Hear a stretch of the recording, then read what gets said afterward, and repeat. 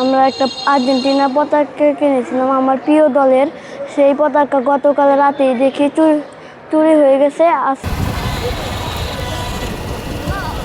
এই পতাকা যদি আপনারা কেউ দেখে থাকেন বা আমাদের বেরুল এক্সপ্রেস থেকে আমরা এই 10,000 টাকা আমরা পুরস্কার ঘোষণা করলাম। কীরকম আমরা বিকৃত সমাজে বসবাস করি যে এখানে পতাকাও সেফ না, খুব ন্যাক্কারজনক ঘটনা।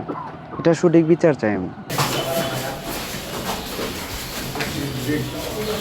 তো বৃহস্পতিবারের রাতে আনুমানিক 9:30-এ আমাদের আর্জেন্টিনার পতাকা হারিয়ে যায়।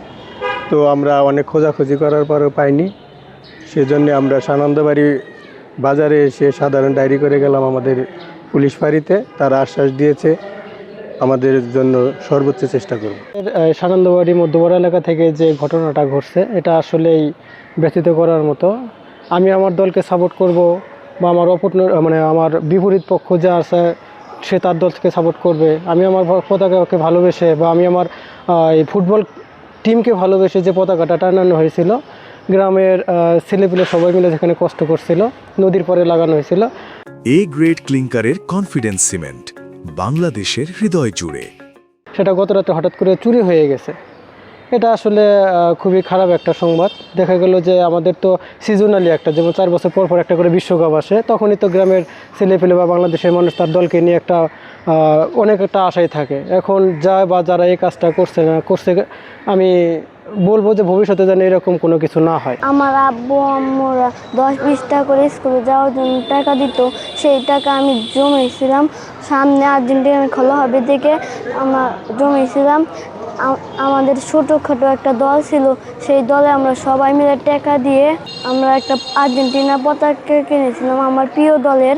সেই পতাকা গতকাল রাতেই দেখি চুরি হয়ে গেছে। আজকে সকালে দেখি, তার জন্য আমরা থানায় এসেছি মামলা করার জন্য। আমরা এটার সঠিক বিচার চাই।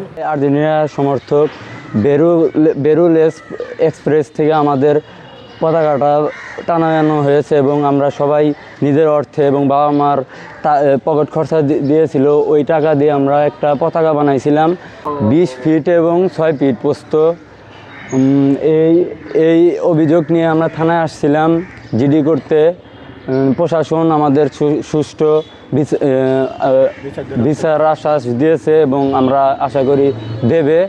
আর এই পতাকা যদি আপনারা কেউ দেখে থাকেন বা আমাদের বেরুল এক্সপ্রেস থেকে আমরা এই 10,000 টাকা আমরা পুরস্কার ঘোষণা করলাম।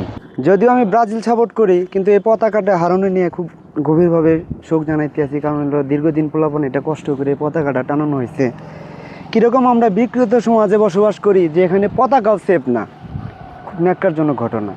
এটা সঠিক বিচার চাই আমি। জনৈক টুটুল শিকদারের বাড়ির সামনে আর্জেন্টিনার একটি পতাকা টানানো ছিল। এই পতাকাটি কালকে রাত্রি থেকে দেখা যাচ্ছে না বা পাওয়া যাচ্ছে না বলিয়া আমাদের কাছে একটি আবেদন করেছে এই টুটুল সরকার যে আমাদের আর্জেন্টিনার পতাকা পাওয়া যাচ্ছে না।